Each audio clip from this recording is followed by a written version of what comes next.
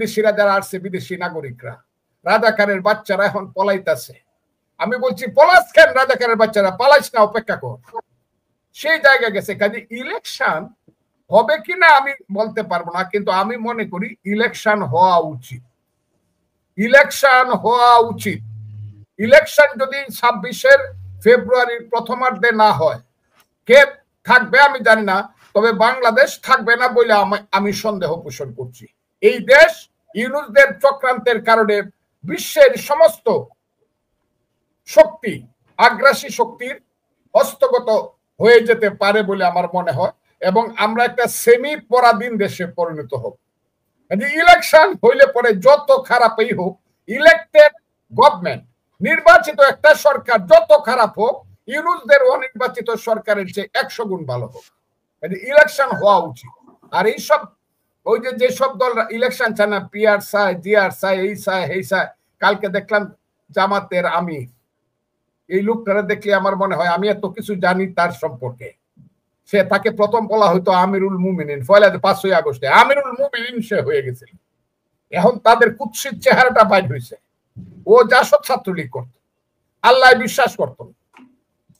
এই যে মুনাফেক যারা আল্লাহ বিশ্বাস করতো না, পরে গিয়ে আল্লাহ বিশ্বাস করতো, এবং এখন দাঁড়িয়ে রাইখা সুফি সাদি হইয়া সারা দেশটাকে বিভ্রান্ত করতেছে, মুক্তিযুদ্ধকে অস্বীকার করে এই দেশের সমস্ত মুক্তিযোদ্ধার রক্তের সঙ্গে যারা বেইমানি করতেছে এবং মুক্তিযোদ্ধার রক্তকে যারা অপমান করতেছে, সেই সব রাজাকারের দল, তারা বলে যারা কি মানবে না, এই যে জুলাই সনদ যারা করবে না, তারা 26-এ ইলেকশনে করতে পারবে না। আরে রাজাকারের বাচ্চারা, আচ্ছা দেখা যাবে। আমি এটা মনে যে ভাষায় তারা কথা বলে, এর কারণ হইল ইউনূস জীবনে কোনোদিন মুক্তিযুদ্ধে বিশ্বাস করে নাই, একদিনের জন্য এই দেশের মানুষের জন্য রাজপথে হাঁটে নাই, কোনোদিন ইউনূস সাহেব শহীদ মিনারে যায় নাই, স্মৃতিসৌধে যায় নাই, মুক্তিযুদ্ধের সম্পর্কে তার কোনো রেসপেক্ট নাই, এবং তারা চক্রান্তমূলক ভাবে আসছে মুক্তিযুদ্ধটাকে ধ্বংস করার জন্য। তারই ফলে এইসব রাজাকারের বাচ্চারা এত বড় বড় কথা বলে, এগুলো সহ্য হয় না ভাই, এইগুলা সহ্য হয় না। আমি এটা সহ্য করতে চাই না। তবে মুক্তিযুদ্ধ যাবে না, আমি না পারি, আমার সন্তান পারবে। আজ আমার সন্তান না পারে, তার সন্তান পারবে। যেমন মীর জাফর পৃথিবীতে টিকে নাই, মীর জাফর বিশ্বাসঘাতক হয়েছে, এইসব রাজাকার আলবদররা চিরদিনের জন্য শেষ যুদ্ধে বিশ্বাসঘাতক হিসাবে থাকবে। ওই যে মুর্শিদাবাদে একটা জায়গার নাম বলা হয় নিমক হারামের দেউরি, এই রাজাকারের বাচ্চারা এইরকম একটা জায়গাতে থাকবে, নিমক হারামের দেউরির মধ্যে থাকবে। এদেরকে বঙ্গবন্ধু শেখ মুজিবুর রহমান তার বিশাল হৃদয় দিয়ে মাফ করে দিয়েছিলেন বলে এইসব রাজাকারের বাচ্চারা বাইচা ছিল। আর দেশনেত্রী বেগম খালেদা জিয়া তার আঁচলের নিচে এইসব রাজাকারের বাচ্চাদেরকে আশ্রয় দিয়েছিল বলে তারা বেঁচে ছিল, তা না হলে ধ্বংস হয়ে যেত জামাত ইসলাম। এখন তারা কথা বলে দেশনেত্রী খালেদা জিয়ার বিরুদ্ধে, শহীদ জিয়াউর রহমানের বিরুদ্ধে, তার সন্তান আমাদের নেতা তারেক রহমানের বিরুদ্ধে। এই কারণে এদেরকে আমি মুনাফেক বলি। মুনাফেকরা কোনোদিন জয়লাভ করতে পারবে না, আমি এটা মনে। অনেক ধন্যবাদ আপনাকে, এবং সেই আমি স্বাগত জানাচ্ছি আজকের আরেকজন আলোচক জয়নাল আবেদিন। উনি নির্বাহী পরিচালক, স্কুল অব লিডারশিপ এবং রাজনৈতিক আলোচক। জয়নাল ভাই, আপনাকে স্বাগত জানাচ্ছি। আপনি শুনলেন আমাদের আজকের অতিথি বীর মুক্তিযোদ্ধা ফজলুর রহমান ভাইয়ের কথা শুনলেন। উনি ক্ষোভের কথা বললেন। কিন্তু ফজলু ভাই, আমি আপনাকে আরেকটা কথা স্বাগত জানাচ্ছি। আমার একটু ভুল হয়ে গেছে। আমি অনুষ্ঠানের শুরুতেই আপনাকে একটু কংগ্রেচুলেট করতে চাই, আপনার প্রতি শুভেচ্ছা জানাতে চাই যে আপনি বিএনপির হয়ে মনোনীত হয়েছেন, সংসদ সদস্য মনোনয়ন পেয়েছেন। এই জন্য আপনাকে কৃতজ্ঞতা আপনার প্রতি, এবং আমরা আপনাকে শুভেচ্ছা জানাতে চাই। আমি আপনাকে বলি, আমার বিরুদ্ধে এই যে জামাত রাজাকার আলবদররা যে চক্রান্তটা করেছিল, যে কোনো ভাবে এরাই তো আমাকে দল তাইকা একটা কথা বলার কারণে যে কোনো ভাবে ইনফ্লুয়েন্স করে হোক আর যে চক্রান্ত করে হোক, আজকের আমার এই প্রেক্ষাপটের জন্য দায়ী তো তারাই। কিন্তু আমি দেশনেত্রী বেগম খালেদা জিয়া এবং জনাব তারেক রহমানের মহানুভবতা এবং তাদের যে গভীর দৃষ্টিভঙ্গি, সেটার প্রতি আমি কৃতজ্ঞতা জানাইছি যে তারা আমাকে এত কিছুর পরেও আমাকে নমিনেশন দিছে। কিন্তু এখন পর্যন্ত আমার বিরুদ্ধে যে চক্রান্তটা আছে, জামাত আমাকে ধ্বংস করার জন্য, পরাজিত করার জন্য প্রয়োজনে যা করতে হয় তাই করবে। সমস্ত কিশোরগঞ্জ যে সমস্ত যে অফিসিয়াল সবগুলো ওখানে আমি আর বলতে চাই না, সবকিছু তাদের পন্থী নিয়েছে। একমাত্র তাদের টার্গেট হলো ফজলুর রহমানকে যাতে করে দেয়। কিন্তু আমি আপনাকে কথা দিচ্ছি, দেশনেত্রী বেগম খালেদা এবং জনাব তারেক রহমান এবং দল যে বিশ্বাস করে আমাকে ক্ষমতা দিছে, মানুষ মনে করে ওইখানে কারো কোনো জামানত টামানত বাঁচবে না। এটা মনে রাখেন, ইলেকশনের পরে আমি কথাটা বললাম, কোনো জামানত টামানত বাঁচবে না কারো, কোনো না, আল্লাহর রহমত। আমি এই কথাটা বললাম, দেখেন আপনারা, মানুষ মনে করে, আমি মনে করি না। আমরা যতটুকু খোঁজ খবর নিয়েছি সেখানে আপনি অপ্রতিদ্বন্দ্বী, এবং এটাই হচ্ছে আপনার শক্তি। মানুষ আপনাকে চায়, এটাই তো শক্তি। একটা রাজনৈতিক নেতার আর কি চাওয়া আছে? সে তার এলাকাতে কি কেমন মানুষ, এলাকাতে উনি এলাকার মানুষ কি মনে করে, এটাই আমার কাছে মনে হয় যে খুবই গুরুত্বপূর্ণ। সো আমি একটা জিনিস জানতে চাই আপনার কাছে, যে এত কিছু হচ্ছে, এত কথা বলছি, আমরা প্রায় 8 মাসের মতো সংস্কারের জন্য আলোচনা করেছি, এবং সংস্কার কমিশন করা হয়েছে, ঐক্যমত্য কমিশন করা হয়েছে। ফজলুর রহমান সাহেব, আপনার কাছে কি মনে হয় না যে আমাদের রাজনীতি, রাষ্ট্র ব্যবস্থা, এটার সংস্কার দরকার আছে? মানে আপনি কি মনে করেন? আমি 100 বার মনে করি আমাদের রাজনীতি, রাষ্ট্র ব্যবস্থা সংস্কারের দরকার আছে। প্রয়োজনের সংবিধান সংস্কার করার প্রয়োজন, এটা মনে করি। কারণ পৃথিবী হলো গতিশীল, এটা সামনে আগাবে, পিছনে তো জাগাবে না। পৃথিবীর সঙ্গে তাল মিলিয়ে আমাদের রাষ্ট্র ব্যবস্থাকে চালাইতে হবে। এবং এইটা যে সর্বনাশটা হয়েছে, সেটা গত 15 বছরের শেখ হাসিনা সরকারের যে ধরনের কুশাসন, এই কুশাসনের কারণে এবং তাদের যে বিনা ভোটে ক্ষমতায় থাকার যে লোভ এবং লালসা, সেই কারণে এই দেশে একদল মানুষের মধ্যে এমন একটা অবস্থা তৈরি হয়েছে, আপনি কিছুতেই মানুষকে এখন আর বুঝাইতে পারবেন না যে মুক্তিযুদ্ধ খুব ভালো জিনিস ছিল। যদি আমি ফজলুর রহমান না থাকতাম এবং আমার সঙ্গে পরবর্তী সময়ে কিছু মানুষ যোগদান করতে না পারতো, তাহলে যে রাজাকারের বাচ্চা বলছিল যে 71 সনে যে অস্ত্র হাতে নিয়ে যুদ্ধ করছিল, আল্লাহর কাছে মাপ চাও, সেই রাজাকারের বাচ্চারা জিতে ফেলতো কিছুদিনের জন্য। কিন্তু আমি বলছি, এই আলবদরের বাচ্চারা, রাজাকারের বাচ্চারা, আমরা কিন্তু জীবিত আছি। দেশটা এই জায়গাতে নেওয়ার জন্য আওয়ামী লীগের 15 বছরের দুঃশাসন এবং কুশাসন অনেকাংশে দায়ী। 1।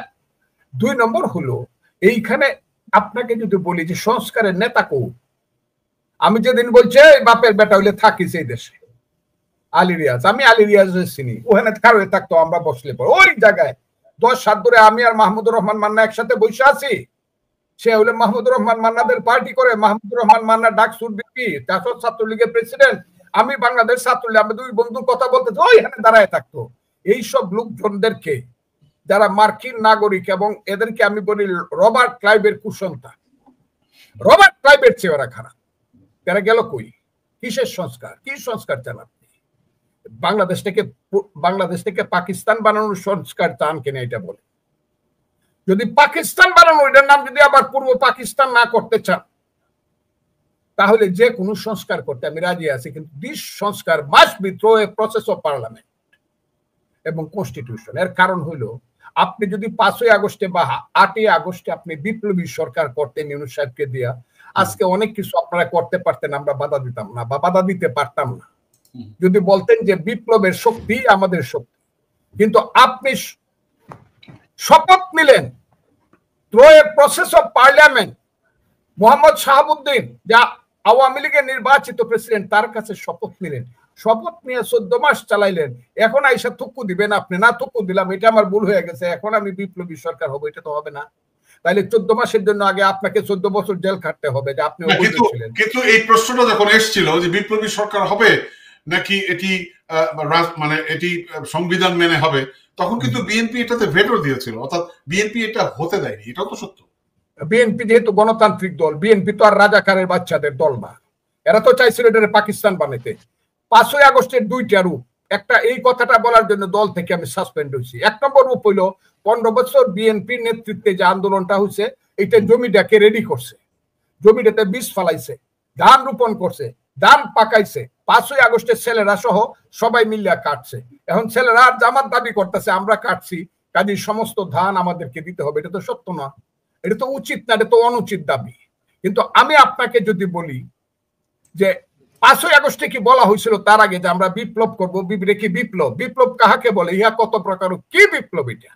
এই যে বলে জুলাই বিপ্লব, বিপ্লবের কি হয়? বিপ্লব তো আমরা চীনে দেখছি, মাও সেতুংয়ের বিপ্লব। বিপ্লব তো আমি কিউবাতে দেখছি, বিপ্লব তো আমি সোভিয়েত ইউনিয়নে 1970 সনে দেখছি, বিপ্লব তো পৃথিবীর বিভিন্ন দেশে দেশে বিপ্লব দেখছি। এইটা কি বিপ্লব? যে বিপ্লবের কোনো কর্মসূচি ছিল না, শুধু একটা স্লোগান দিল, ছিল শেষ পর্যন্ত 3, 4, 5 এক দফায় এক দাবি, শেখ হাসিনা কবে যাবি। এটা তো গণতান্ত্রিক আন্দোলনের সর্বশেষ রূপ। এবং শেখ হাসিনা চলে যেহেতু গেছে, কাজে এখানে গণতান্ত্রিক ভাবে আর একটা সরকার হবে, যে সরকার এই দেশ চালাবে। এবং পরিবর্তনের জন্য সবার মতামত লয়ে সবার দস্তখত থাকতে পারে, কিন্তু এটার জন্য গণভোট করতে হবে, পাতলা ভোট করতে হবে, চক্রান্ত করতে হবে। কেন? কিসের গণভোট? পার্লামেন্ট বসার আগে গণভোটটা কিসের? পার্লামেন্ট বসে যে আইনটা করবে, যদি মনে হয় কনস্টিটিউশনের সবচেয়ে গুরুত্বপূর্ণ অনুচ্ছেদ আমাকে বাতিল করতে হচ্ছে, তাহলে গণভোটের প্রশ্ন আসবে। আগে গণভোট হবে কেন? এইগুলা করে যারা ভোট পাবেন, এই যে জামাতের কথা বলেন, জামাতের আমির, আমি তো বলছি আমার দল, উনি যেখানে দাঁড়াবে, আমার দল আমাকে সেইখানে যদি দানের শীষ নমিনেশন দেয়, উনি যদি পাশ করতে পারে, জীবনে আমি বলি যে কোনো সিট, ইভেন তার সিট কুলাউড়াতে আমি দাঁড়াইতে রাজি আছি। সিলেটে 19টা পার্লামেন্ট সিট আছে, একটা সিটে যদি সিলেটে পাস করতে পারে তারা, আমি রাজনীতি ছেড়ে দিব। যে কারণে তারা আজকে ইলেকশনে যাইতে চায় না, বলতাবর কথা বলে, পিআর দেও, সিআর দেও, সিএস রেকর্ড দেও, আমাদেরকে আগেই পাস করায় দেও। তারা ইলেকশন করতে চায় না। তাদের তো আগে 7% ভোট ছিল, এখন ইলেকশন করলে তারা 6% ভোট পাবে। এবং ওই যে সব দল মিলছে, আমি আপনাকে একটা উদাহরণ দিচ্ছি, যে জামাত বলছে 30 লাখ লোক নিয়ে সোহরাওয়ার্দী উদ্যানে মহাসমাবেশ করছে। কালকের মহাসমাবেশ 8 দলে যে করছে, সেইখানে ওই সোহরাওয়ার্দী মহাসমাবেশে 10 ভাগের 1 ভাগ লোক হয়েছে। এতে কি বোঝা যায় না তাদের জনপ্রিয়তা কমে গেছে? তাদের যে আন্দোলন সংগ্রাম, এটা মানুষ বুঝে ফেলছে যে তারা এই দেশে ইলেকশন করতে চায় না। এই সব বাটপারের দল সরকার থাক না হয়েই এখন যে ক্ষমতা তারা ভোগ করতেছে, জামাতকে যদি আমিরকে প্রধানমন্ত্রী বানায় দেওয়া হয়, জামাতের মন্ত্রিসভা বানায় দেওয়া হয়, তাও অত ক্ষমতা ভোগ করতে পারতো না এত নির্বিবাদে, যে ক্ষমতা ইউনূসের আমলে ভোগ করতেছে। কাজে তারা ইলেকশন চায় না, এইসব তাল বাহানা করে। আপনি দেখবেন তো রাজনীতি কোত্থেকে বের হইতেছে। আগে রাজনীতি বের হইতো পল্টন ময়দান থেকে, আগে রাজনীতি বের হইতো সোহরাওয়ার্দী উদ্যান থেকে, আগে রাজনীতি বের হইতো স্কুল কলেজ মিছিল বের হইতো। এখন শুক্রবার হইলেন, শুক্রবারের নামাজের পরে ওই যে জামাতে ইসলাম, জামার মধ্যে যাদের ইসলাম, ওরা মিশে এরা কি পলিটিক্স বুঝে এই দেশে? এদের এই দেশটা সম্পর্কে কি অবদান আছে? এখন তো এরাই দেশ দখল করে ফেলছে। এখন তো যারা রিয়েল পলিটিশিয়ান, কেউ জেলখানা, আর কেউ এখন আমরা যারা আছি অসহায় অবস্থায় আছি, আমার বাড়ির সামনে এসে মপ করবে, ফজু পাগলা বলবে, কুৎসিত গালাগালি করবে। এরা তো নর পশু, নরাধম। মৌলানার নামে এরা আমার নাম বলে ফজু পাগলা। এরা তো অমানুষ, পশু। এরা তো স্লোগান দেয় 1, 2, 3, 4, গাছের ডালে খাওয়া। এরা নাকি ইসলাম? এরা তো এই দেশে অসংস্কৃতি, অসভ্যতা শিখাচ্ছে। কি স্লোগান ছিল 61, 62, 63, 64, 65, 66, তোমার আমার ঠিকানা পদ্মা মেঘনা যমুনা, রক্ত সূর্য উঠেছে, বীর বাঙালি জেগেছে। কি স্লোগান ছিল? তোমার আমার ঠিকানা পদ্মা মেঘনা যমুনা, সারা পৃথিবীর 10টা স্লোগানের মধ্যে একটা শ্রেষ্ঠ স্লোগান।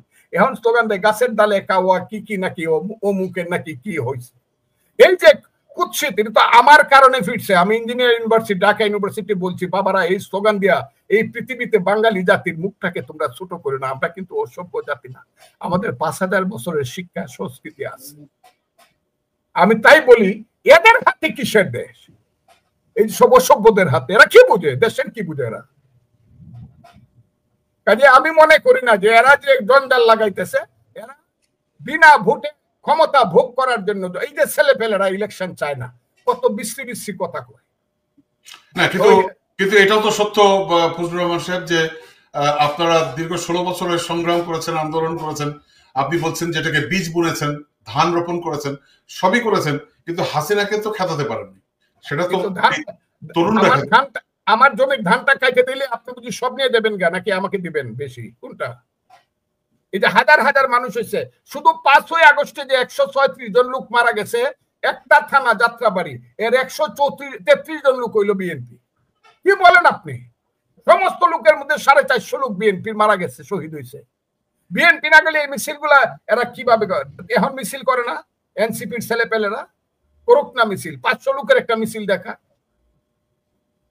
একটা মিছিল দেখাক না, যারা যদি এত জনপ্রিয় এবং জনপ্রিয় কাজ করে থাকে, এখন কেন এলাকায় গেলে পরে পুলিশ লাগে, এখন কেন এলাকায় গেলে পরে মিলিটারি লাগে, আর মিলিটারির সেই ট্যাঙ্কের ভিতর উঠে কেন পালায় আসতে হয় এত জনপ্রিয় নেতারা? এরা তো বেয়াদ। আমি বলছি এইসব ছেলেপেলেরা আমার সন্তান, এদের সম্পর্কে আমি কিছু বলতে চাই না, কিন্তু বেদ দিয়া যত শব্দ আছে, এরা তো দেশটাকে শেষ করে দিছে। মানুষের যত আশা ছিল এদের উপরে, তার চেয়ে 1000 গুণ আশাহত হয়েছে এই ছেলেদের কর্মকাণ্ডে। যার 100 টাকা ছিল না ভাত খাওয়ার জন্য, সে 1000 কোটি টাকার মালিক হয়েছে। যে 100 টাকা দিয়ে শার্ট গায়ে দিতে পারতো না, তার গায়ে এখন আমি দেখি 5000 টাকার পাঞ্জাবি, 10 তার সানগ্লাস দেখি আমি একজনে বলছে ওই যে সানগ্লাসটা দিচ্ছে চোখে, এইটার দাম হলো 1 লাখ টাকা। এদের পোশাক আশাক দেখলে, অফিস দেখলে, এদের গাড়ি 4 কোটি টাকার গাড়ি। এই কারণে আমি বলি, কয় আমি নাকি বকি? আমি বকি না, আমি বলছি গরিবের সন্তান। এই পৃথিবীতে তো মৌলানা ভাসানী ছিল নাকি ছিল না বলেন তো দেখি? আমাদের পূর্বপুরুষরা তো রাজনীতি করে গেছে। কে লুটপাট করে, কোন রাজনীতিবিদ লুটপাট করিয়া 3 মাসে 300 কোটি টাকার মালিক হয়েছে? Car private secretary? এই যে সজীব ভুঁইয়া একটা ছেলে, এর মতো একটা, কি বলবো আমি, এই সব ছেলে পেলেরা এই দেশটাকে এরা যদি আমার সন্তানের প্রতিভূ হয় বা উদাহরণ হয়, আল্লাহ আমাকে মাফ করুক, এই দেশে আমি থাকুক না। এই সব ছেলে পেলেরা কে বলেন আপনি?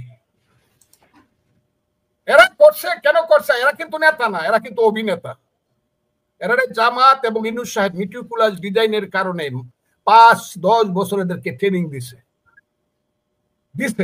এরকম ট্রেনিং কিন্তু অন্যরাও দিবে, কিন্তু শিক্ষা ফেলছে রে জামাত। ওই গোপনে গোপনে ছাত্রলীগের মধ্যে ঢুইকা শিবির ঢুকাইয়া, ছাত্রলীগ থেকে শিবির লীগ বানায়া, হুন্ডা লীগ বানায়া, এখন যখন সময় আসে ছাত্রলীগের আসল ছেলেদেরকে লাত্তি দিয়ে এখন আবার শিবির আইসা স্বরূপে আবৃত হইয়া ডাকসু দখল করছো মুনাফিকি করিয়া, এইগুলা কিন্তু এখন মানুষ শিখতেছে। তোরা কারা? মানুষ কিন্তু করতে পারবে। কথাটা খুব বোঝার চেষ্টা করেন। আপনি যদি জনমতকে গুরুত্ব না দেন, ইলেকশনে যদি না যাইতে চান, শুধু আপনি অস্ত্র আর অর্থের খেলা খেলতে চান, এই জায়গাটা কিন্তু দেশটা থাকবে না, বলে দিলাম। এই খেলা কিন্তু অনেকেই খেলতে পারবে, কিন্তু আমি ফজলুর রহমান খেলবো না। আমি চাই দেশে জনযুদ্ধ হোক, পাবলিকের ভোটে দেশের সরকার আসুক, গৃহযুদ্ধের মাধ্যমে না। কিন্তু পরিস্থিতিটা তো ওই দিকেই যাচ্ছে, যাবে। কারণ এই দেশটারা সৃষ্টি করেন, এই দেশটাকে তারা বানাইতে চাইতেছে। বাংলাদেশ কোনো ভালো দেশ না, এই দেশের অস্তিত্ব টাকা ঠিক না, কাজে এটা আবার 54 বছর আগের পূর্ব পাকিস্তানে ফিরে যাওয়া উচিত। এইটা করার জন্য এরা এই দেশটাকে করতেছে। আমাদের নেতারা যত স্বস্তিরে কথা বলে, আমি ছাড়া, আমার কথাটা আমার ছাড়া, কারণ আমার রাগ উঠে যায়। কেন রাগ উঠে যায়? আমি মুক্তিযোদ্ধা কমান্ডার ছিলাম। আমি দেখছি রাজাকারের বাচ্চারা আমার পায়ে ধরে আইসা কইছে, বাপ তুমি আমাদেরকে মাফ করো। আলবদরের বাচ্চারা আমার পায়ে ধরে যায়, তোর নাম কি? আমার নাম শহীদুল্লাহ। তোর বাপের নাম কি? মনে নাই, কারণ মরে যাবো কত। পরে দেখা গেছে দুলাবাইর নাম বলে দিছে। এইসব লোকজনেরা আজকে বাংলাদেশে নেতৃত্ব করে, এই কারণে আমার সহ্য না, আমি খুব গরম কথা বলি। কিন্তু আমাদের লোকেরা মহাসচিবের নামে এই 2 দিন যাবত যে ধরনের অপপ্রচার হচ্ছে, আমাদের একজন নেতা সালাউদ্দিন আহমদ, আমার চেয়ে বয়স অন্তত 10 বছরের ছোট, যে ঠান্ডা ভাবে কথা বলে, আমাদের খন্দকার মুশাররফ হোসেন সাহেব, আমাদের মঈন খান সাহেব, আপনারা লক্ষ্য করবেন, আমাদের নজরুল ইসলাম খান সাহেব, যে ঠান্ডা মাথা। এরপরে যে বকা বিএনপি কে শুনতে হয়, আমাদের নেতা তারেক রহমান সাহেব এই বয়সে একটা ম্যাচিউর, যখনই বক্তৃতা শুনবেন দেখবেন সে ম্যাচিউর বক্তৃতা করে, তাকে যে কথা শুনতে হয়। দেশ নেত্রী বেগম খালেদা জিয়া 3বার 5টা করে সিটে ইলেকশনে দাঁড়াইছে, কোনোদিন ইলেকশনে ফেল করে নাই। সেই খালেদা জিয়াকে অসুস্থ অবস্থায় যে খারাপ কথায় বকাবকি করে, এরপরে এই রাজাকারের বাচ্চাদের সম্পর্কে সহিষ্ণুতা দেখানো, তারপরে তো আমি মনে করি তারেক রহমানের বর্তমান সহিষ্ণুতার জন্য এই দেশটা বাইচে আছে। তারেক রহমান খালি একবার যদি কইতো জামাতে দেখ, তাইলে ভিন্ন ব্যাপার হইতো, কিন্তু উনি এখন পর্যন্ত এই কথাটা বলে নাই। এবং আমি মনে করি এটা উনার বলা উচিত না। আমি মনে করি বিএনপির মতো একটা দল এই দেশটাকে অ্যাডজাস্টমেন্ট এবং কম্প্রোমাইজ করে চালানো উচিত। কিন্তু কেউ যদি মনে করে বাংলাদেশ থাকবে না, তাহলে তার বিরুদ্ধে রাজনৈতিক ভাবে মুক্তিযুদ্ধ করা উচিত। এ হলো কথাটা। অনেক ধন্যবাদ আপনাকে। আমি একটু আমাদের আরেকজন অতিথি অনেকক্ষণ থেকে বসে আছেন, ওনাকে আমি সালাম জানাইলাম। আপনাকে সালাম জানিয়েছে জয়নাল ভাই। আমিও সালাম দেন। জি, আসসালামু আলাইকুম। আসসালামু আলাইকুম ফজলু ভাই। আপনি এতক্ষণ আমাদের ফজলুর রহমান সাহেবের কথা শুনলেন। আপনি ওনার কথার সাথে যদি কোনো কিছু যোগ করতে চান, বিয়োগ করতে চান, করবেন। আমি আপনার কাছে জানতে চাই যে গতকাল এবং আজকে যে পরিস্থিতি তৈরি হয়েছে, এই পরিস্থিতির পেছনে আমরা যতটুকু অবলোকন করলাম, যতগুলো বক্তৃতা শুনলাম, বিভিন্ন 8 দলের বক্তৃতা শুনলাম, তারা গলার রগ মোটা করে বলছে নির্বাচন হতে দেওয়া যাবে না। আমরা দীর্ঘ 2 মাস যাবত যে আলোচনা করছিলাম যে আসল উদ্দেশ্য কি নির্বাচন ভণ্ডুল করা কিনা, এটা কিন্তু এখন বুঝতে পারছি। কিন্তু এই যে দোষারোপের রাজনীতি, যেটা আমরা আওয়ামী লীগের সময় দেখেছি, অর্থাৎ 5ই আগস্টের আগে দোষারোপের রাজনীতি দেখেছি, এখন দেখলাম জামাতে ইসলামের একজন গুরুত্বপূর্ণ নেতা উনি বললেন এই বাসে আগুনগুলো দিচ্ছে হচ্ছে বিএনপি। তো যাই হোক, যেভাবেই হোক তদন্ত করলে হয়তো বেরোবে। কিন্তু এখন প্রশ্ন হচ্ছে যে পরিস্থিতি তৈরি হচ্ছে, এই পরিস্থিতিতে অনেকেই বলছেন যে একটি মানে কি বলবো, অপ্রত্যাশিত কোনো কিছু ঘটে যায় কিনা, মানে জরুরি কোনো অবস্থা ঘটে কিনা, বা জরুরি কোনো সরকার আসে কিনা, মানে এরকম কথা অনেকের মনে